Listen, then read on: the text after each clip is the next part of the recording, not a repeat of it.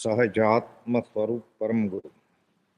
સુવર્ણ મંદિર ઉપર શોભે, રત્ન કલશ સુંદર એવો, તેમ સમાધિ મરણ યોગ વ્રત મંડન માની લેવો.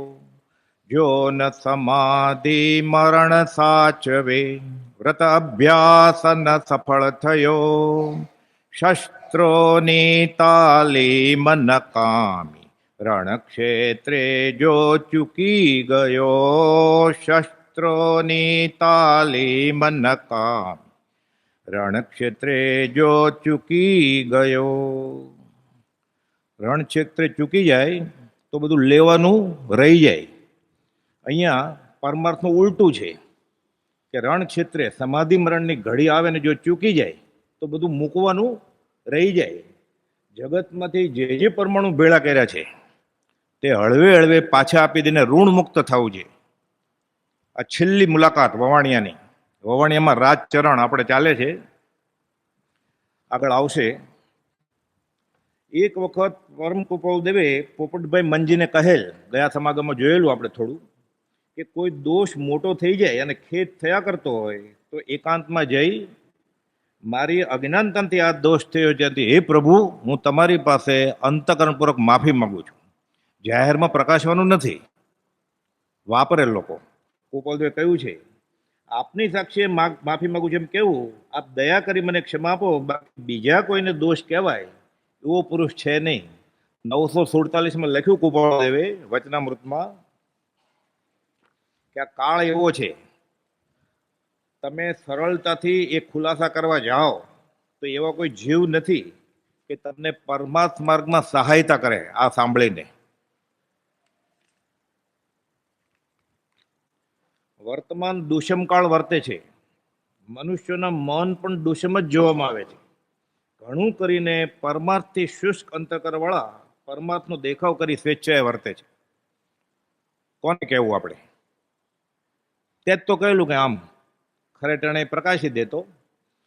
એવા વખતમાં કેનો સંગ કરવો, કેની સાથે કેટલું કામ પાડવું, કેની સાથે કેટલું બોલવું, કેની સાથે પોતાના કેટલા કાર્યવ્યવહારનું સ્વરૂપ વિદિત કરી શકાય, એ બધું લક્ષમાં રાખવાનો વખત છે. નહીં તો સદવૃત્તિવાન જીવને એ બધા કારણો હાનિ કરતા થાય છે. આનો આભાસ તો આપને પણ હવે ધ્યાનમાં આવતો હશે. આ દેહ વિલયના વર્ષ પહેલા કહ્યું કૃપાળદેવ કે આ ધ્યાન રાખજો, પરમાર્થ સાધવામાં આ કાળ દુષમ છે, ઠગારું પાટણ છે. પ્રભુશ્રીજી કહેતા, કોની સાથે ઉઠક બેઠક રાખવી પરમાર્થ માર્ગમાં, ક્યાં જઈને બેસવું, કોનું સાંભળવું, શું કરવું. નહીં તો સદવૃત્તિવાન જીવને પસ્તાવવું પડશે પાછળથી. અને કોઈના દોષ ઉઘાડે પાડી દે કોઈ તો શું થાય? પ્રભુશ્રીજી દાખલો આપતા ઉપદેશ છાયામાં, ઉપદેશ સંગ્રહમાં 6ઠીમાં, ઉપદેશામૃતમાં 487ના પાના ઉપર આ વાત કરે છે પ્રભુશ્રીજી કે અન્ય કોઈના દોષ નહીં જોવા અને માત્ર પોતાના દોષ જોવા પ્રત્યે દ્રષ્ટિ રાખવી. કોઈ પણ વ્યક્તિના છુપા દોષો છિદ્રો બહાર પાડવા નહીં, મહા જોખમ છે. એટલે એમ નથી બધા સાથે હળીમળીને રહેવું. આપણે તટસ્થ, તટ કિનારે વહી જવાનું, મધ્યસ્થ નહીં. પાણીનું પૂર બહુ ફોર્સમાં હોય ને તો આપણને તાણી જાય. અરે મધ્યસ્થ રહેવા જાય તો મધ્યસ્થ એટલે વચમાં, નદીની ડાબે નહીં, જમણે નહીં, વચમાં, વચમાં નહીં, તટસ્થ કિનારે દુનિયા સાથે અલિપ્ત રહેવાનું છે. સંગ છોડવાનો છે. અધ્યાત્મના બધા સાધનો એકાંત અસંગપણા માટે છે. વચનામૃત 609. અને આ ન થયું તો અધ્યાત્મ હાથમાં આવશે નહીં. બાકી બધું ઘણી વાર કરશે. સત્સંગ પણ અસંગ થવા માટે છે. જો સત્સંગ સંગ માટે કર્યો તો એ કુસંગ સાબિત થશે. શિક્ષા પાઠ 24 મોક્ષવાળાનો પાઠ છે. ઘર પણ કુસંગ કયું છે કૃપાળદેવે, સંસારે કુસંગ કયો છે.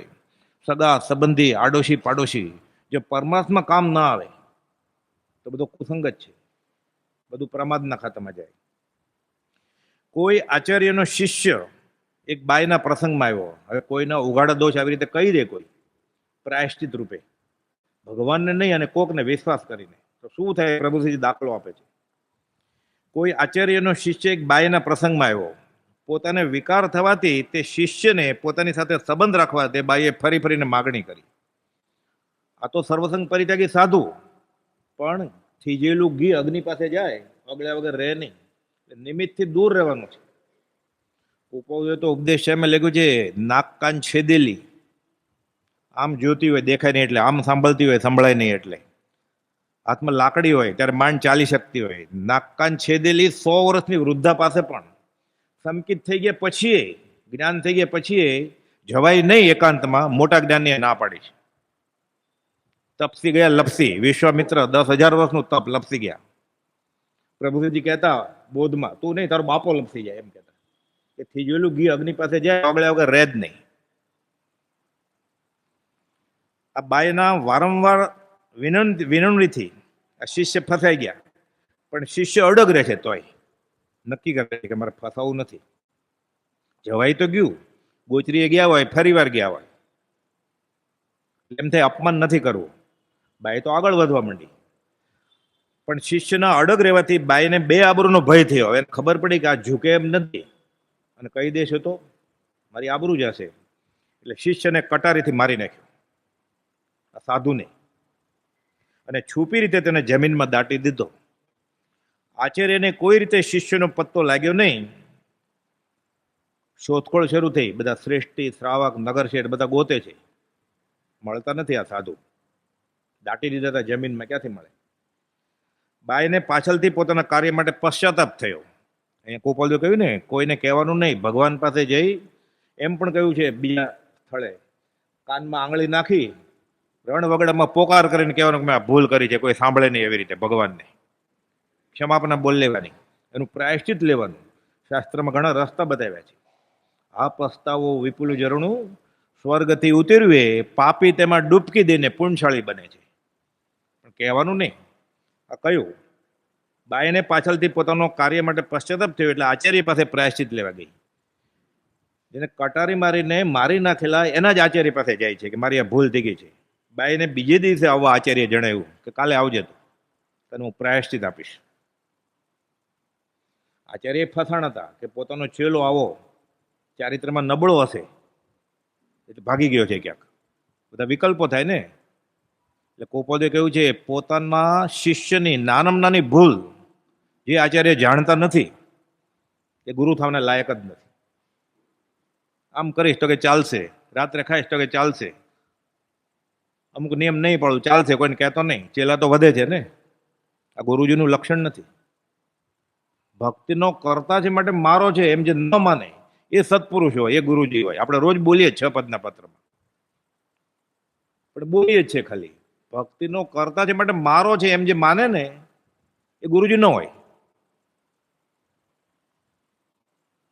સિદ્ધાંત છે આ તો અધ્યાત્મમાં. શિષ્યનો પત્તો લાગવાનો પ્રસંગ આવ્યો છે એમ કહી બીજા દિવસે બાયના આવવા વખતે આચાર્ય સંઘવીને આવવા જણાવ્યું. સંઘના સંઘપતિ હતા કે તમે આવી જાજો, આ ચેલો પત્તો લાગી ગયો છે, આપણને તક છે, મળી જશે.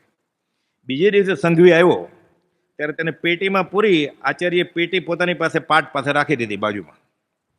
બાઈ આવી. અહીંયા શું બોધ છે? ગોપાલદેવે કહ્યું છે કે ભગવાન પાસે ક્ષમાપના બોલી લેવાની, પોતાનો દોષ ગમે ત્યાં પ્રગટ ન કરવો. પ્રાયશ્ચિત લેવા બાઈએ શિષ્યને મારવાનો પોતાનો ગુનો કબૂલ કર્યો કે બોલ શું કર્યું છે તે. એટલે ફરીવાર બાઈ બોલે છે કે મેં આ ગુનો કર્યો છે, કટારી મારી અને આ સાધુને મેં મારી નાખેલો, હવે મને પ્રાયશ્ચિત આપો, હું તૈયાર છું. આચાર્ય તુરત જ પેટી પર હાથ ઠોક્યો, ઈશારો કર્યો સંઘવીને કે જો આ શું બોલે છે આ બાઈ. હાથ ઠોકી અને સંઘવીને સાંભળવાનો ઈશારો કર્યો. સંઘવી પોતાનો સસરો જ છે. બાઈને ખબર પડી ગઈ આ તો મારા સાસરા જ સંઘપતિ છે, એને આ ઈશારો કરતા લાગે છે. સંઘવી પોતાનો સસરો ત્યાં હોવાની શંકા બાઈને થવાથી તે શરમાઈને ચાલી ગઈ. ઘરે જઈને બાઈએ આપઘાત કર્યો. અપકીર્તિના ડરે તેના સસરાએ આપઘાત કર્યો કે કોની પુત્ર વધુ આમ કર્યું છે. પોતાનું નાક કપાઈ જાય ને એટલે સસરાએ આપઘાત કર્યો, સાસુએ આપઘાત કર્યો, અને પતિ વેચ્યો કે આ પતિ ધ્યાન નહીં રાખતો હોય આ બાઈનું. જૈન સાધુ સાથે સંબંધ કરવા પ્રેરણી, પતિએ આપઘાત કર્યો. આમ બધાના આપઘાતનું પાપ આચાર્યને શિરે આવી પડ્યું. કેમ? એને દોષ ખુલ્લો પાડ્યો. આચાર્ય પણ આપઘાત કર્યો. અન્યના છિદ્રો બહાર પાડવામાં આ પ્રમાણે મહા જોખમ છે. એટલે કુંવરદેવ છેલ્લે દિવસે આ વવાણિયાથી નીકળતા હતા ત્યારે પોપટને કહે છે કે પોપટ ક્ષમાને બોલી લેજે, કાનમાં આંગળી નાખી વગડામાં એકલો બોલજે, દોષ કોઈને કહેતો નહીં. કાળ દોષ કળીથી થયો, આ દુષમ કાળ છે, ઊંડાવર્ષપણી કાળ છે. એટલે અધ્યાત્મમાં તો ઝાઝાનો સંગ અને ઓછા સાથે અતિસંગ બંને સમાન દુઃખદાયક છે. ગોપાલદેવે કહ્યું એમ કે આ મારો બેસ્ટ ફ્રેન્ડ છે, મરી ગયો. એટલે ઘણા બધાનો પરિચય હોય, મારે આટલા બધા દોસ્ત છે તોય મરી ગયો, મારે આની સાથે તો જીગરજાન દોસ્ત છે મારો, તોય મરી ગયો. ગોપાલદેવે સિદ્ધાંત આપ્યો છે ઝાઝાનો સંગ અને થોડા સાથે અતિ સમાગમ બધું સરખું દુઃખદાયક છે. અસંગ થવા માટે જ કામ એક આત્માર્થનું, બીજો નહીં મન રોગ, તો જ કામ થાય. છેલ્લે છેલ્લે કહે છે પોપટ કઈ ન મળે તો કાળી ઝારના રોટલા ખાજો પણ અનીતિ કરશો નહીં. પછી મળવાના નથી પોપટભાઈને, હમણાં વાત આવશે. 150માં પત્રમાં ગોપાલદેવે કહ્યું છે, સિદ્ધાંતરૂપ વાક્ય છે આ બધા.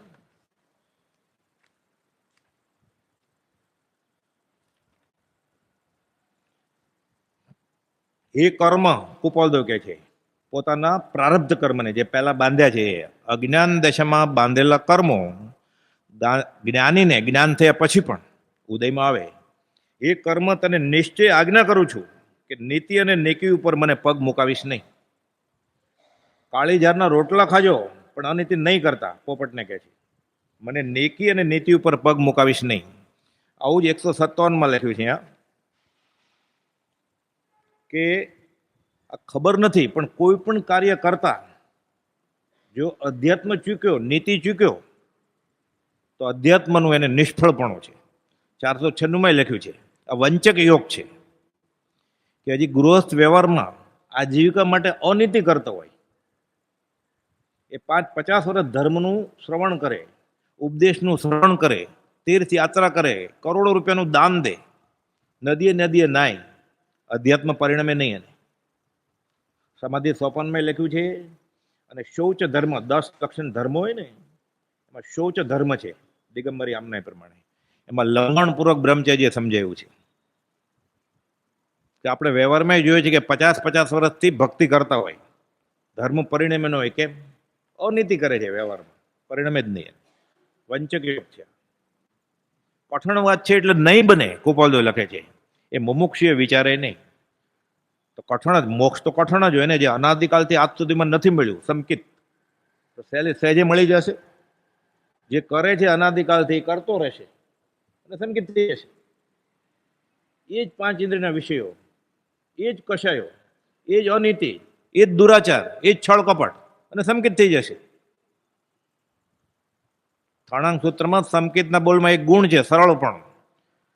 એટલે પ્રજ્ઞા એ કરીને સરળપણું, ભોટ નહીં. ભગવાનનો માણસ એમ નહીં, ભોળો નહીં, પ્રજ્ઞા એ કરીને સરળપણું ઉષ્માળમાં ગોપાલદેવે લખ્યું. તો આજનો દિવસ તારો ઉત્તમ છે. એટલે બુદ્ધિપૂર્વક, વિચક્ષણતાપૂર્વક એને સરળ રહેવાનું છે, આ કરવાનું છે. એટલે કહે છે કે આ 157ના પત્રમાં કહે છે ગોપાલદેવ, આમાં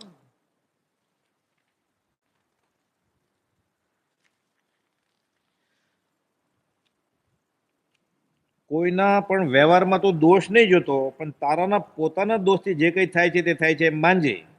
અને ધંધામાં પણ તું વ્યવહારમાં જેનાથી જોડાયો હો તેનાથી અમુક પ્રકારે વર્તવાનો નિર્ણય કરી તેને જણાવી દે કે હું અનીતિ કરવાનો નથી. માકુભાઈ, જેને 4થી આત્મસિદ્ધિ મોકલાવી ને, માણેકચંદ ગેલાભાઈ, પેઢી બંધ કરીને સાંજે એકવાર 200 રૂપિયા વધારે આવી ગયા હતા. એટલે ગોપાલદેવ બધું ગણીને મૂકે પેઢીમાં.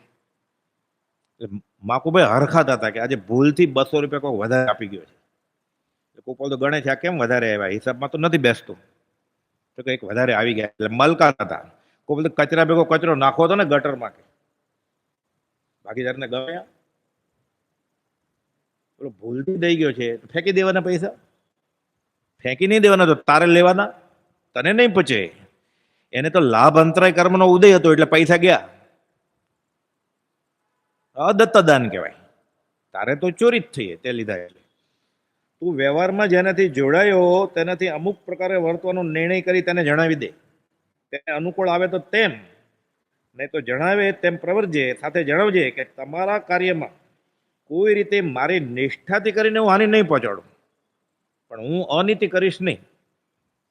મારું નામ વધે, મારી આવક વધે, આપણે ભાગીદારીમાં ભાગ વધારે આવે, એટલે સાથે મળીને અનીતિ કરશું. આ નહીં, ત્યારે કહી દેવાનું કે તમે મારા સંબંધમાં બીજી કંઈ ન કરશો ને, હું તમને વફાદાર જ રહીશ કે, પણ આ બાબતમાં હું બાંધછોડ કરવાનો નથી. એટલે આ જ્ઞાનીનું વ્યવહારિક જીવન હોય ને, એ પરમાર્થે બોધદાયક હોય.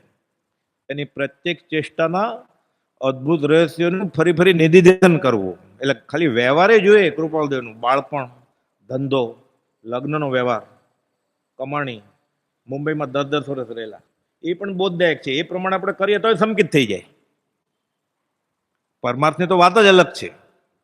વ્યવહારે પ્રેરે તે પરમાર્થને, તે વ્યવહાર સંમત કે છે. વ્યવહાર સંબંધી મારે બીજી કોઈ લાગણી નથી, તેમ હું તમારાથી વર્તવા ઈચ્છતો પણ નથી. છળકપટ નહીં કરું કે, પણ મારા નીતિ નિયમમાં, સદાચારમાં તમને રાજી કરવા માટે હું ભાગીદાર છું, તો પણ બાંધછોડ કરીશ નહીં. શાંતિથી નીકળી જવાનું કે નહીં. તો કહ્યું ને, કાળી ઝારના રોટલા ખાજે કે. ઠાકરસિંહને તો ત્યાં સુધી કહ્યું ભીખ માગજે કે, રામપાત્ર લઈને. જોકમી સહન નહીં કરતો તારા બાપાને, કે સત્સંગમાં ન જવા દે, ધર્મ કરવો છે, સદાચાર નીતિ નિયમ કરવો છે. ના, તો કે ભીખ માગવી સારી કે આપણને ગળે ઉતરે. સિદ્ધાંત લખ્યો જાણે તો, લક્ષ્મી, અધિકાર, કુટુંબ પરિવાર વધ્યું, સંસાર વધ્યો, નર દેને હારી જવાનો છે. ખરી મહત્તાના પાઠમાં પણ આ જ લખ્યું છે કુપોલદેવ મોક્ષમાળામાં. આ ગળે કેમ ઉતરે? એટલે એમ કુપોલદેવને માનવા સહેલું નથી કાંઈ. એટલે મંદિરે આવે, આશ્રમે આવે કે પડ્યો રહે ચાતુર્માસમાં, એવું તો અનંતકાલથી કરેલું જ છે. ન જવું એમ નહીં, જવાનું જ છે. ત્યાં જ આ વસ્તુની ખબર પડશે મંદિરમાં. પણ હું કુપોલદેવને માનું છું એનો અર્થ શું? વચનામૃત આખું મોઢે હોય ઊંધેથી, તોય શું?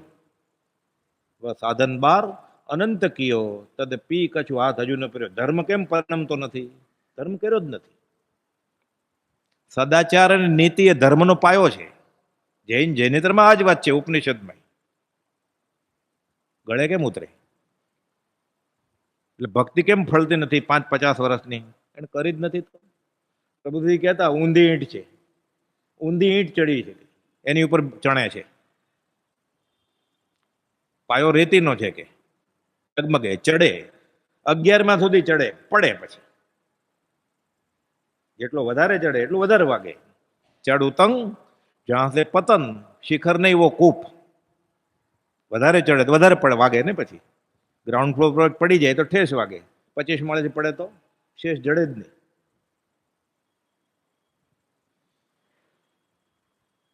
મને વ્યવહાર સંબંધી અન્યથા કઈ લાગણી નથી. તમારા કાર્યમાં કોઈ રીતે મારી નિષ્ઠાથી કરીને તમને હાનિ નહીં પહોંચાડું, પણ હું બાંધછોડ તો નહીં જ કરું. મારું વિપરીત આચરણ મન વચન કાંઈ થયું તો તે માટે હું પશ્ચાતાપી થઈશ. મારી ભૂલ બતાવજો તમે, જો હું ચૂકતો હોઉં તો. એમ નહીં કરવા આગળથી હું બહુ સાવચેતી રાખીને તમે સોંપેલું કામ કરતા હું નિરભિમાન રહીશ. મારી ભૂલને માટે મને ઠપકો આપશો તો પણ સહન કરીશ, પણ તમારી કોઈ પણ વાત જે નીતિમાં બાંધછોડ કરવાની હશે, સદાચારમાં, એ હું સ્વીકારીશ નહીં. કે તમે તમારા રસ્તે, હું મારે રસ્તે. મારું ચાલતે ત્યાં સુધી સપને પણ તમારો દ્વેષ વા તમારા સંબંધી કોઈ પણ જાતની અન્યથા કલ્પના કરીશ નહીં. હું તો છૂટોય થઈ જાય તમારી ભાગીદારીથી. તો આ વાત નહીં કરું બહાર કે હું શા માટે છૂટો થઈ ગયો છું, પણ મને કહી દેજો કે છૂટો થઈ જાય, હું છૂટો થઈ જઈશ. હવે એને રહેવું પડ્યું હોય 10-10 વર્ષ આ ધંધામાં. આ ઉદય પ્રયોગ આપણને કેમ ખબર પડે? 339 પત્રમાં લખે છે, મથાળે લખ્યું ને, કોઈનો દોષ નથી, અમારો દોષ છે, અમે કર્મ બાંધ્યા છે. સૌભાગભાઈને લખે છે. પછી માથે લખે છે કે માથે ચક્રવર્તી રાજા હોય મારા ઉપર, અને એ બાંધછોડ કરવા માંગતો હોય, હું સ્વીકારું નહીં. તો રેવાશંકર કોણ કે? આ વચનામૃતમાં નથી, આખો પત્ર 339માં ઈડરથી મળેલો છે. શ્રી સૌભાગ પ્રત્યે બુક છે, એમાં છે. વચનામૃતમાં અડધો જ પત્ર છે 339માં. એ આખા પત્રમાં લખેલું છે કે રેવાશંકર નહીં, અમારા માથે ચક્રવર્તી રાજા હોય અને નીતિ નેકીમાં બાંધછોડ કરવી પડે, અમે માનીએ નહીં એને. તો રેવાશંકર કોણ? એને તો અમે અહીંયા લાવ્યા છીએ. એ તો વકીલાત કરવાના હતા. કુપોલદેવ જ્યારે કુંડળી જોતા હતા, કે તમે મુંબઈ તરફ જાઓ, ઝવેરાતનો ધંધો કરો તો 2 પાંદડે થશો, અને થયા. એ જમાનામાં 4 લક્ષાધિપતિમાં એક રેવાશંકર જગજીવન હતા, કુપોદોને લીધે. તો એનું શું અમે સ્વીકારીએ? અમે કોઈ પણ જાતના આત્મિક બંધનથી નથી અહીંયા. ત્યાં હજી વ્યવહારિક સંબંધ બંધાણો નહોતો, કાકાજી સસરા થયા નહોતા, ભાગીદાર પણ નહોતા થયા. ત્યારે કુંડળી જોયેલી કુપોલદેવી, પછી એમાં જોડાણા, એ પણ આગળ જતા. કે આવી રીતે માથે કોઈનો હાથ હોય ને એટલે કુપોદો લખ્યું છે કે રેવાશંકર શું ચક્રવર્તી પણ નહીં, આત્મ સ્વતંત્રતાનો ભંગ થાય, સમકીદ અટકી જાય. એને રાજી કરવા માટે તમારે નીતિ નિયમમાં બાંધછોડ કરવી પડે. અન્નનો મેરો નીચું જોવે ને ડાંગનો મેરો ઊંચું જોવે, પ્રભુસિંહજી કહેતા. જેને ઘરે ખાધું હોય ને પછી ખોટી સાક્ષી આપવી પડે, આપણે એની મદદ લીધી હોય વ્યવહારિક, એટલે હા બરોબર છે. પોતે જાણે છે કે આ બરોબર નથી તો કહેવું પડે. એટલે સંકેત ગયું દે, છળ કપટ કર્યું. ભયથી, લાલચથી, માનથી, આબરૂથી, વ્યવહારિક લાભથી, તુચ્છ લાભથી ખોટી સાક્ષી પુરાવે એટલે સંકેત ગયું. આત્મ સ્વતંત્રનો ભંગ થાય, ગોપાલભાઈ સિદ્ધાંત આપ્યો છે. એટલે હું બહુ સાવચેતી રાખીશ અને શાંતિથી તમારો ઉપકાર માનીને મૌન રીતે તમારાથી ખસી જશે. પણ મહેરબાની કરીને મને નીતિ અને નીતિ ઉપર પગ મુકાવતા નહીં. તમે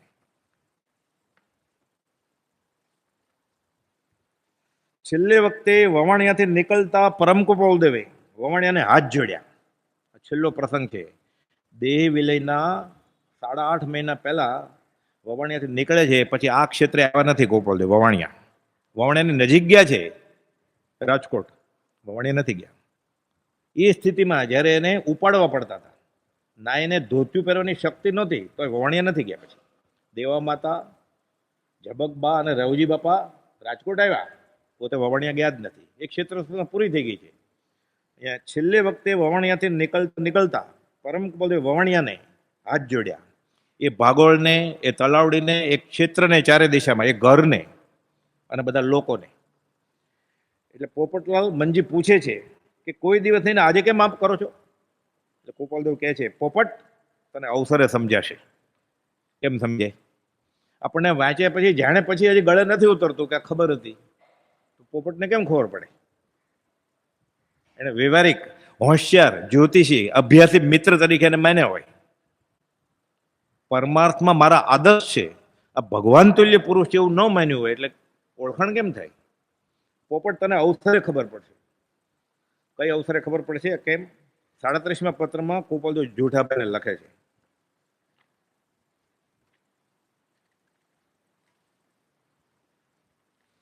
પ્રિય ભાઈ સત્ય અભિલાષી ઉજમસિંહ. નામ તો જૂઠાભાઈ હતું પણ નામ પડેલું સત્ય અભિલાષી. તમે સત આત્માના અભિલાષી છો એમ. એટલે પત્રમાં એમ લખતા, સંબોધનમાં, સત્ય અભિલાષી જુશમસિંહ. સત્ય અભિલાષી નામ હોય કોઈનું? કુપોલદેવ નામ પડેલું સત્ય અભિલાષી જૂઠાભાઈ એમ. જૂઠાભાઈ, જૂઠા એટલે જૂઠા જ છે, કે દેહધારી દાખલ નામ સત્ય છે, જૂઠા જ છે.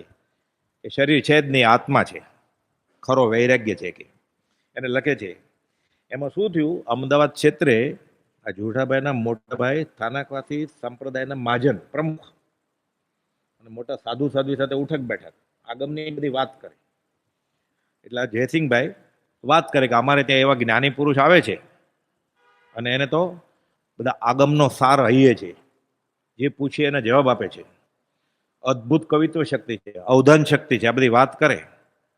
અને તીર્થંકર જેવી વાત કરે છે એમ બોલે એટલે સાધુ શું કે પછી એને એ બધું બરોબર. આ છે રજોરણ નથી ને, રજ જ ન હોય તો રજોરણનું ક્યાં જરૂર છે એને? હવે બધી રજ તો વહી ગઈ છે એને. કેમ? આ છેલ્લે વવાણિયાને નમસ્કાર કરી લીધા. આ કાર્બન વર્ગડાની રજ, પરમાણુ હમણાં આવશે આ પત્રમાં, એ તો બધી ફેંકી દેવી છે એને, ફેંકી દીધી છે. એટલે અવર્ણવાદ બોલે એટલે જૂઠાભાઈ ખાવાનું જ છોડી દે, પીવાનું છોડી દે, ઉપવાસ કરે. એટલે કુપોલદેવ કહે છે, આ તમારા માનેલા મુરબ્બી માટે વચનામૃત 37માં કોઈ પણ પ્રકારે હર્ષ કરશો નહીં. અમારો ભલે અવર્ણવાદ બોલે, અમે તો અત્યારે એ કરીએ છીએ સંભાવથી, પૂર્વના કર્મનું ઋણ ચૂકવીએ છીએ કે સદાને માટે કીર્તિ અપકીર્તિથી મુક્ત થઈ જવાના છીએ. એકવાર સીધી શિલાએ બેસી જાય પછી કઈ કીર્તિ ને કઈ અપકીર્તિ, કે કરતા પણ છે જ નહીં એને, સાંભળવા પણ કઈ નથી, જોવા પણ નથી કઈ, આત્મામાં સ્થિત છે ત્યાં. તો સાદી અનંત અનંત કાળ રહેશે કે અમે એમાં છીએ કે અત્યારે આ તમારા માનેલા મુરબ્બી માટે કોઈ પણ પ્રકારે હર્ષો કરશો નહીં. તેની ઈચ્છા માત્ર સંકલ્પ વિકલ્પથી રહિત થવાની જ છે. શા માટે વવાણિયાને નમસ્કાર કર્યા એ આવશે હમણાં. તેને અને આ વિચિત્ર જગતને કંઈ લાગતું ઓળખતું કે લેવા દેવા નથી. આપણને એવું લાગે કે આપણે આ જગત સાથે લેવા દેવા કે લાગતું ઓળખતું નથી. ગળા ડૂબ છીએ આપણે તો. મેચમાં જીતે ને હારે એ પ્રમાણે ખોરાક ચાલે એનો. જો હારી ગયો તો ઓછી રોટલી ચાલે અને જીતે હોય તો એક રોટલી વધારે ચાલે. ક્યાં રમે છે? ઓસ્ટ્રેલિયામાં. તોય લાગતું ઓળખતું ક્યાં? એ પૂર્ણ ઓતપ્રોત છે. દેહાધ્યાસ ક્યાં? એને દેશાધ્યાસ છે કે અમારો દેશ. એને વિશ્વાધ્યાસ છે. આખું બધું બહાર જ નીકળી ગયો છે આત્માની. શરીરે મારું નથી તો નામ ક્યાંથી મારું? જાત ક્યાંથી મારું? જ્ઞાતિ ક્યાંથી? ગામ ક્યાંથી મારું? તો રાજ્ય કે દેશ ક્યાંથી મારો? મેરા ભારત મહાન. કાલે બીજા પ્રાંતમાં જન્મ છે, મેરા પાકિસ્તાન મહાન. અને પછીના ભવે લંડનમાં જન્મ છે, મેરા લંડન મહાન. એ વ્યવહારે બધું બરોબર. અહીંયા તો આત્માની વાત છે. એ વ્યવહારે વ્યવહાર, એ નીતિ વ્યવહાર સંભાળવા બધા છે. એ જેનું કામ છે એ કરશે. તારું કામ શું છે? તું અહીંયા શા માટે આવ્યો છે? આત્માર્થે. તો અહીંયા એ વ્યવહાર કરવા માંડે પછી તો પછી અહીંયાનું જે કામ છે અધ્યાત્મનું આત્માનું એ કોણ કરશે ને ક્યાં કરશે? આ છૂટવાની જગ્યાએ જીવ વ્યવહારના કામ કરશે તો છૂટવાનું કઈ જગ્યાએ જઈને કરશે? પછી બે વસ્તુ ભેગી થાય જ નહીં ક્યારે.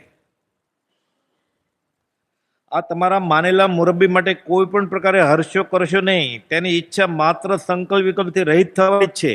તેને અને આ વિચિત્ર જગતને કંઈ લાગતું ઓળખતું કે લેવા દેવા નથી. એટલે તેમાંથી તેને માટે ગમે તે વિચારો બંધાય કે બોલાય, ભલે અમારો અવર્ણવાદ બોલે, તે ભણી હવે જવા ઈચ્છા નથી. આગળ ખુલાસો કરે છે જે વવણિયાને નમસ્કાર કરેલા એ જગતમાંથી જે પરમાણુ પૂર્વકાળે ભેળા કર્યા છે તે હળવે હળવે તેને આપી દે ઋણ મુક્ત થવું. એ જ તેની સદા સૌપયોગી, વાલી, શ્રેષ્ઠ અને પરમ જિજ્ઞાસા છે. બાકી તેને કંઈ આવડતું નથી. બાકી તે કંઈ ઈચ્છતોય નથી. તો મુંબઈ કેમ ગયા 10 વર્ષ? પૂર્વકર્મના આધારે તેનું સગળું વિચારવું છે એમ સમજીને પરમ સંતોષ રાખજો. એટલે પરમાણુ મૂળ ચેતન દ્રવ્ય, એક પરમાણુ માત્ર ન મળે સ્પર્શના. મનથી, વચનથી, કાયાથી આ બધું જળનો ભાગ છે. આ શરીર તો જળ છે જ. આપણને ઘણા વર્ષના લાંગા બોધથી એટલું ખબર છે બુદ્ધિમાં કે શરીર હું નથી, હું દેહાદી સ્વરૂપ નથી, એમ બોલીએ છીએ આપણે. આ વાણીએ હું નથી, મનમાં વિચાર આવે ને એ પણ હું નથી, એ પણ વિભાવ છે. એટલે મન, વચન અને કાયા એ આત્માનો ભાગ નથી. કુનકુન આચાર્ય મારે જે સિદ્ધાંત કહ્યો છે, હું દેહ નહીં, વાણી ન મન નહીં, તેહનું કારણ નહીં, કરતા ન કારયતા ન અનુમંતા, હું કરતા નો નહીં. મન, વચન અને કાયા હું છું જ નહીં. એટલે મન, વચન, કાયા એ જળનો ગુણ છે, જીવનો નહીં. તનતા, મનતા, વચનતા એટલે મન, વચન અને કાયા. તનતા, મનતા, વચનતા જડતા જડ સંમેલ, લઘુતા, ગુરુતા, ગમનતા એ અજીવિકા ખેલ. પંડિત બનારસી દાસજી સમયસર નાટક કુપોદવે જીવના લક્ષણની ગાથા ટાંકી છે સૌભાગભાઈ ઉપર 436 ને 38માં કે સમતા, રમતા, ઉરધતા, ગાયકતા, સુખભાસ, વેદકતા, ચૈતન્યતા એ સબ જીવ વિલાસ. આ જીવના ગુણ. તો અજીવ કોને કહેવાય? મન, વચન, કાયા અજીવ કહેવાય. તનતા, મનતા, વચનતા, જડતા, જડ સંમેલ આ બધું જળના ભાગ છે.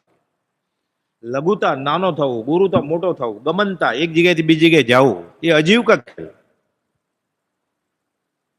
તો મુંબઈ ગયા તો, વવાણિયા ગયા તો નમસ્કાર કરે છે તો આ પરમાણુ લીધેલા,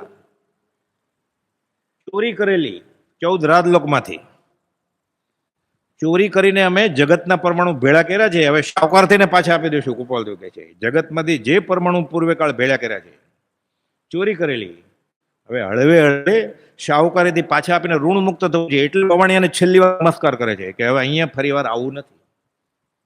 અનાદિ વિશ્વને આરે પછી કહો મળીશું ક્યારે? ક્યારેય નહીં. હવે નથી આવવું અહીંયા. અપુનરાવૃત્તિમ કહે છે ને આપણે, સિદ્ધિ ગઈ નામ દે થાણમ સંપત્તાણમ નમો જીણાણમ જી અભિયાણમ. હજી નમો સંપત્તણમ નહીં અહીંયા. કેમ? હજી દેહ છે એટલે શું? સિદ્ધિ ગઈ નામ દેહ થાણમ સંપવમ કામણમ નમો જીણાનમ જે બેણમ. બીજું નમોથુણ કુપોલ બીજા નમોથુણમાં છે. એ પરમપદ પ્રાપ્તનું કર્યું ધ્યાન મેં ગજા વગર ને હાલ મનોરથ રૂપ. મનોરથ એટલે શું? કામણમ. સિદ્ધિ ગઈ નામ દે ઠાણમ સંપવમ કામણમ નમો જીણાનમ જે ભેણમ. આ બીજા નમોથુણની છેલ્લી લીટી એ અપૂર્વ અવસરની આ કડી એ પરમપદ પ્રાપ્તિનું કર્યું ધ્યાન મેં, જે સિમંદર સ્વામી કરી રહ્યા છે અત્યારે. બીજા 19 તીર્થંકર કરી રહ્યા છે. 2 કરોડ કેવળી કરી રહ્યા છે. એ કુપોલદેવે કર્યું અપૂર્વ અવસરમાં 53માં 53 માક્ષર મહિનામાં. કે પરમપદ પ્રાપ્તિનું કર્યું ધ્યાન મેં ગજા વગર ને હાલ મનોરથ રૂપ જેવું. કામણમ ઈચ્છા છે, મનોરથ છે. હમણાં ગજા વગર. કેમ? આયુષ્કર્મથી બંધાયેલો છે ને જો. આયુષ્ય પુણે મટીએ દૈહિક પાત્ર જો. એટલે કુપોલદેવ બીજા નમુથુણમાં છે. એમને નથી કહ્યું એને કે હું પરમાત્મા સ્વરૂપ થયા છીએ અમે. એમને નથી કહ્યું કે અમારા મને વેતરાગમાં ભેદ ગણશો નહીં. એમને નથી કહ્યું હું બીજો મહાવીર છું એમ. મનમાં આવ્યું એ નથી બોલી ગયા. લખ્યું છે વિના દીવાનાપણે કલમ ચલાવી છે. મહાવીર થઈને મહાવીર બોલ્યા છે. પાછું તોય ખુલાસો કર્યો આપણા માટે 680માં છેલ્લે કે પરમાત્માપણાના અભિમાનથી આ પ્રમાણે અમે લખ્યું નથી, પણ આ અંતર અનુભવ છે અમારો. અને તમારી અમને દયા છે. કેમ? તમે દુષ્મકાળના દુર્ભાગ્ય જીવો છો એટલે. એ દુષ્મકાળના દુર્ભાગ્ય જીવો. અમે બીજા શ્રી રામ છીએ, બીજા શ્રી મહાવીર છીએ. તોય ખબર પડી આ જીવો નહીં ઝીલી શકે એટલે અંગત કરીને મૂકી દીધું. ઓમ શ્રી મહાવીર હેતનમાં તો લખ્યું, કાઉન્સમાં લખ્યું અંગત.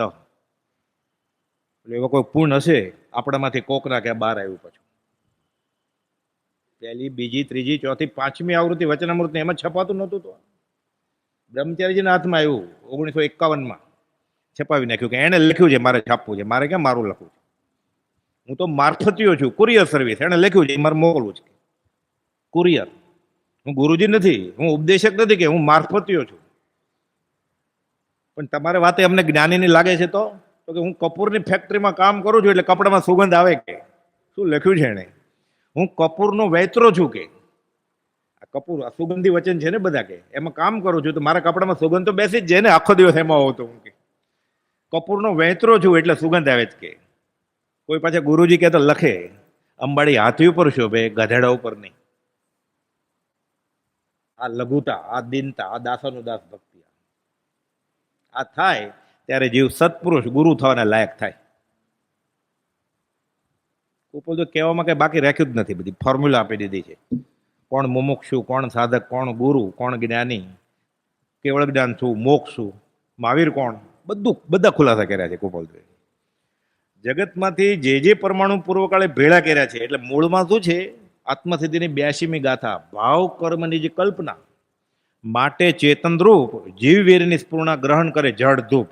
જળ ધૂપ, ધૂપ એટલે કચરો, રજકણ, પરમાણુ જળના 5 મહાભૂતમાંથી પકડે. કર્મગ્રંથમાં છે 8 પ્રકારની કાર્બન વાર, આમ તો અનંત પ્રકારની હોય. એમાં પકડે આત્મા એટલે આહારક શરીર, ઔદારિક શરીર, કાર્બન ને તેજસ શરીર ને વૈક્રિય શરીર. આ શરીરની કાર્બન વર્ગણા પકડે. મન, વચન અને કાયા બને એવી કાર્બન વર્ગણા પકડે. શ્વાસોશ્વાસ આપણે લઈએ છીએ એ કાર્બન વર્ગણા પકડે. આયુષ્ય કર્મ બાંધ્યું, આયુષ્ય કર્મની કાર્બન વર્ગણા પકડે. એટલે આયુષ્ય કર્મની પકડાઈ ગઈ હોય પછી બાકી 7 પકડ્યા કરે. એકંદરે 8 કર્મ. આમ તો અનંત કર્મ, એમાં મુખ્ય 8. એમાં આયુષ્ય કર્મની પકડાઈ ગઈ, બાકીના 7ને પકડ્યા કરે. એટલે પરમાણુ લે છે એ આત્માનો ભાગ નથી, અચેતન છે, જડ છે. પણ કશાયની ચિકાસને લીધે આત્મા સાથે એકમેક થઈને રહે છે, દૂધ પાણીની જેમ. પણ પ્રયોગ કરીએ તો દૂધ ને પાણી કેમ અલગ થાય? એમ આ કર્મને આત્મા અલગ થઈ શકે. દાખલો આપ્યો છે કર્મ ગ્રંથમાં. લોખંડનો સળિયો ગરમ કરીએ, એ સળિયામાં ક્યાં છે ગરમી, ઉષ્ણતા ક્યાં છે? આખા સળિયામાં. એ ઠંડો કરીએ તો સળિયો પાણીમાં નાખીએ તો ઉષ્ણતા નીકળી ગઈ ને, સળિયો એમને રહ્યો. એટલે સળિયોને ઉષ્ણતા, જ્યારે સળિયો ધગધગાવ્યો છે ત્યારે બંને એક જ છે. આપણે અત્યારે આપણો આત્મા અને કર્મ આપણે ધગધગાવ્યું છે, બંને એક જ છે. આપણે એક થઈ ગયા છે, ઓતપ્રોત, જળ અને ચેતન. એટલે પકડ્યા છે બહારથી પરમાણુઓ જળના. એને 10 પ્રાણ કીધા છે. આ 5 ઇન્દ્રિય, મન, વચન અને કાયા, શ્વાસ ને આયુષ્ય. પકડે, અનંતકાલથી આ પકડ્યા જ કરે છે. તો કોણે કર્યું આ? એ કોઈ કે બ્રહ્માએ કર્યું, કોઈ કે ગાયત્રીએ કર્યું, કોઈ કે જગત કરતા ઉપર બેઠે છે રામે કર્યું, કોઈ કે કૃષ્ણે કર્યું, તીર્થંકરે શોધ્યું. આ ઘણો ઊંડો વિચાર કરીને કે જડ ચેતન સંયોગા ખાણ અનાદિ અનંત કોઈ ન કરતા તેનો બાકે જીન ભગવાન છે જ આ અનઆદિ, એની આદિ નથી. કુપોલદેવે હાથ નોંધમાં અંતર અવલોકનમાં લખ્યું છે, મથામણ છે મોટી, કેવળ જ્ઞાનથી કઈ છાનું હોય જ નહીં. તો આ અનંત અનંત કાળ, તો અનંત જેનો અંત નથી એ તમને ખબર કેમ પડી કે આ અનઆદિ છે? એનું મૂળ તો મળ્યું જ નથી ને તમને. અનઆદિ કયો છો તમે, એટલે શરૂઆત ખબર નથી પડી. પહેલાય હતું. એટલે કેવળ જ્ઞાનથી કઈ છાનું નથી, અને કેવળ જ્ઞાન પણ જેનો પાર પામી શકતું નથી. આ એવી વાત છે. આ સંયોગ ત્યારથી થયો છે. આ પરમાણુ આ ભાવ કર્યા, આત્મામાં ન રહે અને બહાર નીકળે. શુભ કે અશુભ? શુદ્ધમાં નથી એટલે કાં અશુભમાં હોય કાં શુભમાં હોય. લગભગ અશુભમાં જ હોય. ક્યારેક ભક્તિ સત્સંગ કરતો હોય તો વત્તે ઓછે અંશે શુભમાં હોય, શુદ્ધમાં તો છે જ નહીં. આ એટલે આશ્રવ છે ને, શુભ અશુભ બંને, પાપ ને પુણ્ય બંને. એટલે પરમાણુ ભેગા કરે છે. એટલે ભાવ કર્મ એ જ્યારે એને વિકલ્પ થયો, રાગ દ્વેષ, રતિ અરતિ, ગમો અણગમો, લેવા જેવું છે આ નથી લેવા જેવું, તરત જ એ કાર્બન વર્ગના પકડે. આત્માના પ્રદેશે પ્રદેશથી નિકટતર એક પ્રદેશ પણ દૂર નથી. આ લોકમાં ઠાંસીને આ કાર્બન પરમાણુ બધા પડ્યા છે. આ રજ, જળની રજ એ પકડે કશાયની ચિકાસને લઈને ચોંટી ગઈ. હવે યથાકાળે ઉદયમાં આવશે, પછી તરત જ આવે ઉદયમાં, અને બીજા ભવે આવે ઉદયમાં. એ બધા સિદ્ધાંત છે. પછી કેવી રીતે થાય એનો સ્થિતિ, અનુભાગ, પ્રદેશ, પ્રકૃતિ કેવી રીતે બંધ પડે ને ક્યારે ઉદયમાં આવે. આ પરમાણુ ભેગા કર્યા છે, ચોરી કરી છે. આ પોતાનો ભાગ નથી.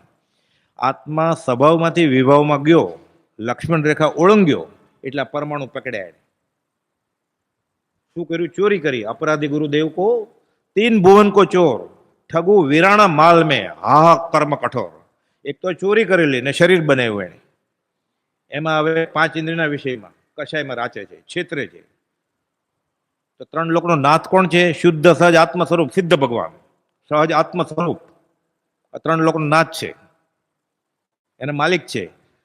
તો આ બ્રહ્માંડમાંથી 14 રાજલોકમાંથી પરમાણુ પકડ્યા પૂછ્યા વગર, એટલે ચોરી કરીને. અપરાધી ગુરુદેવ કો, ગુરુ સહજ આત્મ સ્વરૂપ છે ને, ઓલા બી સહજ આત્મ સ્વરૂપ પછી સિદ્ધ ભગવાન. એ તો કઈ કરતા જ નથી. એ કોઈ ગુનો કરે તો સજાય નથી આપતા. એ તો કોના ગુનામાં આવ્યો? સત્પુરુષના, સહજ આત્મ સ્વરૂપના નહીં, સહજ આત્મ સ્વરૂપ પરમ ગુરુના. કેમ? સહજ આત્મ સ્વરૂપના માલિક કોણ છે? સહજ આત્મ સ્વરૂપ પરમ ગુરુ. સહજ આત્મ સ્વરૂપ પરમ ગુરુની પાસે શુદ્ધ આત્મા છે ને, હાંસલ કર્યો છે ને. જેણે આત્મ સ્વરૂપ જાણ્યું, જોયું, અનુભવ્યું અને એ જ પરિણામ એના થયા છે, એ સહજ આત્મ સ્વરૂપ પરમ ગુરુ. એટલે એની પાસે શુદ્ધ આત્મા છે. એટલે મારે આત્મા જોતો હોય તો મારે આકાશી ભગવાનને કહેવાય કે સહજ જેની આગળ છે એને કહેવાય? એટલે કહેવા માટે નહીં કે ગુરુ ભગવાન કરતા વિશેષ છે. આમ જ છે અધ્યાત્મમાં, જૈન જૈનેતરમાં, કે ગુરુ ગોવિંદ કરતા વધારે છે. ગુરુ ગોવિંદ છે અધિકે, શાંત ચિત્તે કરી જોઈ, કહે પ્રીતમ કરુણા કરે, આવાગમન નહીં હોય. આ જગત કરતા કદાચ હતા, છે જ નહીં જૈન પ્રમાણે, કદાચ છે તો આપણે રખડતા મૂક્યા ને, કે જ્યાં થા કૂતરો, થા ગધેડો, થા માણસ, થા દુખી, કરમ બાંધ. રખડતા કોણે મૂક્યા? જગત કરતા. હવે છોડાવે કોણ? ગુરુજી. તો રખડતા મૂકે એ મોટા કે રખડપટ્ટી છોડાવે એ મોટા? એટલે ગુરુ ભગવાન કરતા મોટા. આ મેથમેટિકની ફોર્મ્યુલા છે. આ કહેવા માટે નહીં, ગાવા માટે નહીં કે ગુરુ ગોવિંદ દોનું ખોડે કિસકો લાગુ પાય. ખરેખર ગુરુ ને ગોવિંદ અહીંયા આવે. ખરેખર મહાવીર સ્વામી ને શ્રીમદ રાજચંદ્ર બે ઉભા હોય તો પહેલા નમસ્કાર શ્રીમદ રાજચંદ્રને થવા જોઈએ. પ્રથમ નમો ગુરુ રાજને, જેણે આપ્યું જ્ઞાન. નહીં તો મહાવીરને કોણ ઓળખતો હતો? મહાવીર પહેલા મહાવીર થઈ જ ગયા ને 23માં પાર્શ્વનાથ. તો પહેલા થઈ ગયા ને ઋષભનાથ. તો ઋષભનાથ બસ, એની પહેલા કાંઈ નહોતું. એને પહેલા અનંત 24 હતી. આ ક્યાં ઓળખતો હતો? તીર્થંકરના સમોસણમાં જઈ આવ્યો છે આ જીવ, ક્યાં ઓળખતો હતો? એટલે સહજ આત્મ સ્વરૂપ પરમ ગુરુ, સત્પુરુષ, ભગવાન કરતા વિશેષ છે. વચનામૃત 213. આ કહેવા માટે, ગાવા માટે, બોલવા માટે નહીં, લખવા માટે નહીં. આ અંદરથી થશે ત્યારે અધ્યાત્મ શરૂ થશે. એના કરતાં થોડુંક સહેલું વચન 223 જ્ઞાની પુરુષ શ્રીમદ રાજચંદ્ર અને પરમાત્મામાં અંતર જ નથી. જે કોઈ અંતર માને છે તેને માર્ગની પ્રાપ્તિ વિકટ નહીં પરમ વિકટ છે. એટલે બે સરખા છે. આ તો પ્રાથમિક ભૂમિકાના જીવ માટે સરખા નથી. ગુરુજી મોટા છે ભગવાન કરતા. આ 223 આમ લખ્યું કે સરખા છે એટલે ભક્તિ શરૂ થાય, નહીં તો આ બાળક અજ્ઞાની પાછું ભાગી જાય. ઘંટ હાથમાં લીધો હોય વગાડ્યા વગર જ ભાગી જાય. એટલે કે ના વગાડી જાતું તને આગળ જતા ખબર પડશે. કે પછી ખબર પડી, પછી એને ખબર પડી કે 3 લોકના નાથ ત્રિલોકના નાથ જેને વશ કર્યા છે એવા સત્પુરુષ ભગવાન એના વશમાં છે. એટલે મારે ભગવાન બનવું હોય તો જેના વશમાં છે એને મળવું પડે ને. સાવ સમજાય એવું છે. આ તો એને કરતા સાવ વ્યવહારિક દાખલો આપો હલકા પ્રકારનો. હું નવી મર્સિડીઝ લઈ આવું, લાવ્યો નથી. આ તો કહું છું તમારે જોવી છે તો કાર નહીં કહેવાય કે મને એક રાઉન્ડ આપો. આપે એ તો જડ છે, એ કંઈ કરે નહીં. પણ તમે મને પ્રસન્ન કરો, હું કહું શાંતિથી સંભાળજો, હું કહું એમ ચલાવજો, આ લ્યો ચાવી. મારે આત્મા જોઈએ છે. આકાશી ભગવાન કંઈ કરતા જ નથી. કરતા ઈશ્વર કોઈ નહીં. એની વ્યાખ્યા જ એ છે કે કાંઈ ન કરે. કોઈને સુખી ન કરે, દુઃખી ન કરે, વરદાને ન આપે, શ્રાપે ન આપે. અહીંયા હતા ત્યારે એ કરી ગયા, બહુ કરી ગયા બધું. હવે કરતા નથી કઈ. કરતા ઈશ્વર કોઈ નહીં, ઈશ્વર શુદ્ધ સ્વભાવ. ના મને કરશે તો, અથવા પ્રેરક તે ગણે ઈશ્વર દોષ પ્રભાવ, તો ગુનામાં આવી જશે. એને ભગવાન પણ છોડી દેવું પડશે પાછું. એટલે એ તો થવાનું જ નથી આપણે માથા પછાડીએ તોય. તો જેણે હાંસલ કર્યું છે એને કહ્યું ચાવી આપો ને તમે. એ પ્રસન્ન કરે કારના માલિકને, પછી એ રીત આપે કે આમ ચલાવજે, તું ભૂલ નહીં કરતો, હું કહું એમ કરજે. એની આજ્ઞા પ્રમાણે ચલાવે તો મળે કે નહીં. એટલે આત્મા છે એની પાસે. એટલે ખરેખર સજાતનું સ્વરૂપ મોટા છે. એટલે અપરાધી ગુરુદેવ મૂળ વાત આપણે એ છે પરમાણુ ભેગા કરે એની. 3 ભુવન કો ચોર ઠગુ વિરાણા માલ મેં હા કર્મ કઠોર. એટલે ચોરી કરી છે બધા પરમાણુની. એ ચોરી કરી એટલે આંખ મળી, જીભ મળી, કાન મળ્યા, નાક મળ્યું, શરીર મળ્યું. શરીર મળ્યું એટલે પછી સગા સંબંધી મળ્યા, ગામ દેશ મળ્યું, જાતિ મળી, બધું થયું. પછી સંસાર લંગર લાગ્યું. પછી આવું ક્યારથી ચાલે છે? અનાદિકાળથી. એટલે જગતમાંથી જે પરમાણુ ભેળા કર્યા છે એ બધા નિંદામી, ગરહામી, અપ્પાણું, વોસીરામી એ વોસરાવવા પડે. એ છોડતા જાય છે. એટલે વવાણિયા છોડતા ગયા કે હવે અહીંયા આવું નથી. ઈડર જઈને અહીંયા આવું નથી, વડવા જઈને અહીંયા આવું નથી, રાળજ જઈને અહીંયા આવું નથી, મુંબઈમાં 10 વર્ષ રહીને અહીંયા આવું નથી. જે કર્મ ઘણા લાંબા કાળે પૂરું થવાનું છે એ અલ્પ સમયમાં દેવું ચૂકતે કરીને ઋણ મુક્ત થવું છે અમારે. ઘણા પત્રોમાં લખેલું છે એવું. સ્વભાવિક હવે પડી મેલો ને બધું, એટલે છોડજો ને, હું તમારી સાથે દીક્ષા લઉં. ગોશાળીઓ તૈયાર છે કે અત્યારે પડી મૂકીએ કોપાલ કે તો ફરી વાર અમારે આવવું પડશે પાછું રવજી બાપાનું દેવું ચૂકવવા માટે, રેવાશંકરનું દેવું ચૂકવવા માટે.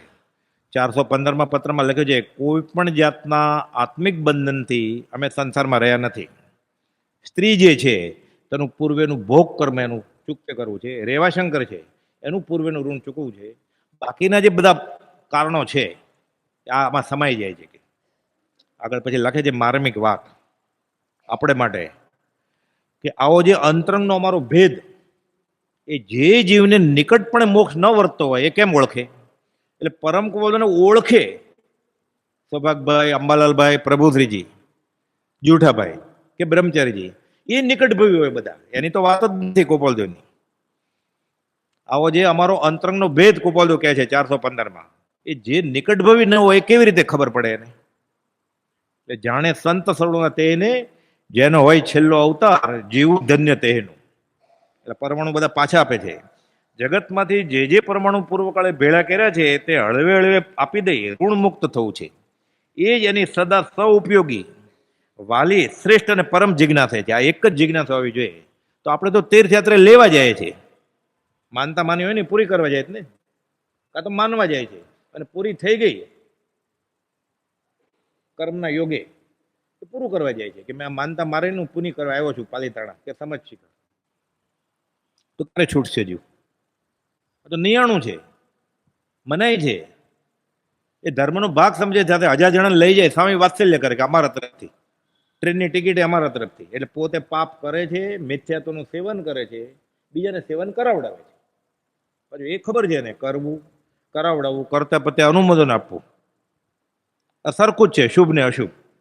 તો આ તો પોતે દર્શનાવણી કર્મનો બંધ બાંધે છે, વિતરાગ શાસન પાસે માગીને, વિતરાગ ધર્મની ક્રિયા કરીને, ભૌતિક સુખ ઈચ્છીને સાથે સંગ જમાડે છે કે મારા તરફથી તમને લઈ જશે.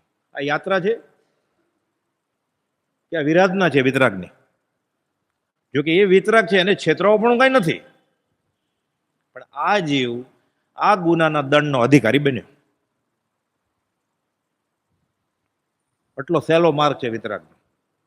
સમજ પીછે સબ સરળ હે ગોપાલ કે બીનું સમજ મુશ્કેલી. એ મુશ્કેલી ક્યાં કહો કે આવા સંઘના યોગ્ય જીવ ભૂલ્યો છે. આજ એને શીખવાડવામાં આવ્યું છે કે જાઓ નારિયેળ મૂકી આવો, છત્ર ધરી આવો, સાથીઓ કરી આવો, સોપારી મૂકી આવો, બદામ મૂકી આવો. કર્મ મૂકવાની કોઈ વાત કરતો જ નથી કે ત્યાં જઈને કર્મ મૂકી આવો. આ પરમાણુ ભેગા કર્યા છે ને, એક પણ વસ્તુની ઈચ્છા કરી એટલે પરમાણુ લીધું એને, એટલે ગુરુદેવનો ચોર થયો. એ જીવ क्या इच्छा तबे है इच्छा दुख मूल जब इच्छा का नाश तब मिटे अनादि भूल. જૈન જૈનેતરમાં આ જ વાત છે. ભીષ્મને ઈચ્છા મૃત્યુ હતું. ઈચ્છા મૃત્યુ એટલે ઈચ્છાનું મૃત્યુ, ઈચ્છા મરી ગઈ એની, એમ. ઈચ્છા પ્રમાણે મોત નહીં. એને કર્મનું દેવું ચૂકવવું નથી ને, એને મરવું છે. હું મરી જાઉં, મરી મરીને પ્રભુથી ક્યાં જવાનો છું તું? 14 રાત લોકમાં ભાગી ભાગીને ક્યાં જવાનો છું તું? કર્મ 2 ડગલા આગળ ને આગળ. પેટીમાં પુરાઈ જાય તો પેલા કર્મ જશે, પછી તું જાય છે. પેલા કાર્બન શરીર હોય પછી જાય ને આત્મા. એક ગતિમાંથી બીજી ગતિમાં જાય આત્મા. કાર્બન ને તેજસ છે એ લઈ જાય, ત્યાં જાય. તો પેલા એમાં લખ્યું છે એ પ્રમાણે જાય ને. પહેલે પ્રારબ્ધ બના, પીછે બના શરીર. સુંદરદાસજી કહે છે તું ભાગી ભાગીને ક્યાં ભાગીશ? 14 રાત લોકમાં કર્મ 2 ડગલા આગળ ને આગળ. એટલે મૂકવાનું છે બધું. એને એમ કે મોક્ષ એટલે કંઈક લેવાની જ છે વસ્તુ. સંકિત કે મોક્ષ, હું મોક્ષ લેવા જાઉં છું, હું સંકિત લેવા જાઉં છું. મોક્ષ લેવાની વસ્તુ નથી, મૂકવાની વસ્તુ છે. એને જે અનાદિકાલથી કચરો ભેગો કર્યો છે ને, એ બધો મૂકવાનો છે. બાદબાકી કરતા જવાનો છે. આ ગયું, આ ગયું, આ ગયું. છેલ્લે બાદ કરતા કરતા કરતા કાંઈ ન બાદ થાય.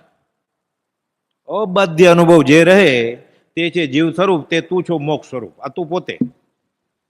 એમ કે મોક્ષ લેવાની વસ્તુ એટલે ગુરુજી પાસે જાય, કુળગુરુ પાસે જાય, એને માનેલા હોય ત્યાં જાય. એને એવું તીર્થસ્થળ ખ્યાલ હોય કે અહીંયા મળે છે મોક્ષ, એટલે ત્યાં જાય. અરે નારિયેળ ને સોપારી ને બદામ લેતો જાય, નાડા છેડીને એવું બધું. કેટલું બફમ ચાલે છે અનાદિકાળથી. આ જ વાત કબીરે કહી છે, આ જ વાત ગીતામાં છે, આ જ વાત ભીષ્મની મહાભારતની વાતમાં આવે છે, આ જ વાત કુપોલદેવે કહી છે, અને આ વાત અનંત તીર્થંકરે કહી છે. વિતરાગના માર્ગમાં માગવાનું વાયરું છે. જય વિરાય સૂત્રની 5મી લીટી. વારી જય જૈવી વિરાય નિયાણ બંધનમ તું સમય. એ વિતરાગ, તારા શાસનમાં માગવાનું વાયરું છે. ભક્ત મનની 44મી કડી. અમુક આમને પ્રમાણે 48મી કડીમાં એમ છે કે લક્ષ્મી મળે.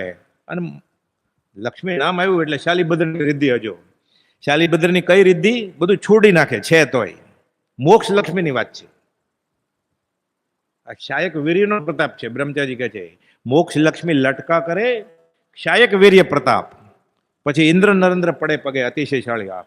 આ લક્ષ્મીનું નામ આવ્યું એટલે તરત પકડી લીધું એને ખ્યાલ પ્રમાણે. જગતના અભિપ્રાય જીવ બોધ પામ્યો છે, એ જ્ઞાનીના અભિપ્રાયથી બોધ પામ્યો નથી. જે જીવ જ્ઞાનીના અભિપ્રાયથી બોધ પામશે એ જીવ છૂટશે. કેટલા સૈદ્ધાંતિક વાક્ય લખ્યા છે કુપાવદેવે.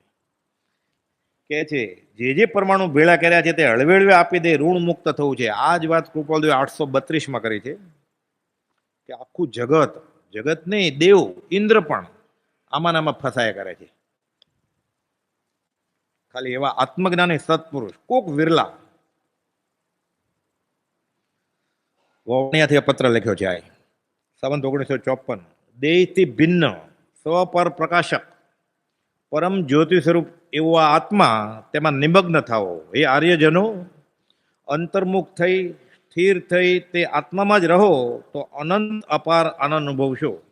બહાર જઈને પરમાણુ ભેગા કરવાની ઈચ્છા પણ કરો ને તો વ્યવહાર કેમ ચાલશે? એ તો લખીને આવ્યો છે લમણે. આ વધારે મહેનત કરે તો વધારે સુખી થાય વ્યવહારે, એવું નથી કાંઈ.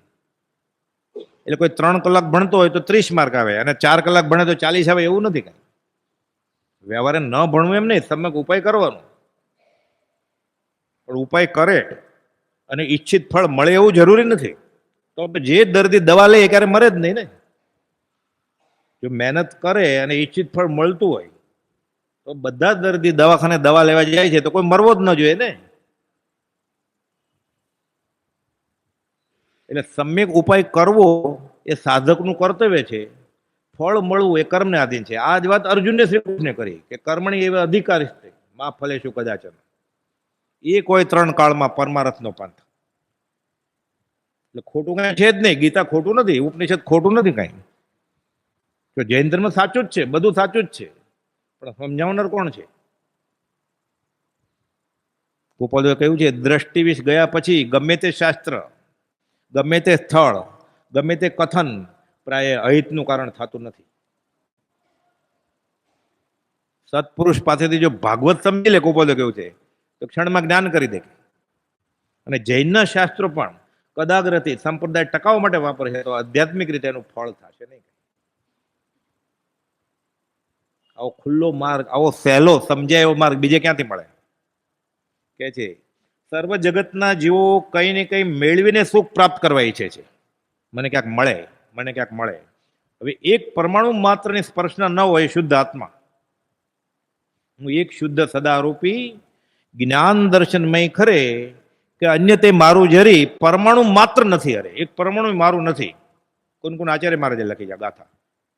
એક પરમાણુ પણ મારી ન હોય. એક પકડે એટલે થોડો દુઃખી થશે, 2 પકડે એટલે ડબલ, 3, તો અસંખ્યાત પરમાણુ ભેગા કરશે તો અસંખ્યાત ઘણો દુઃખી થશે.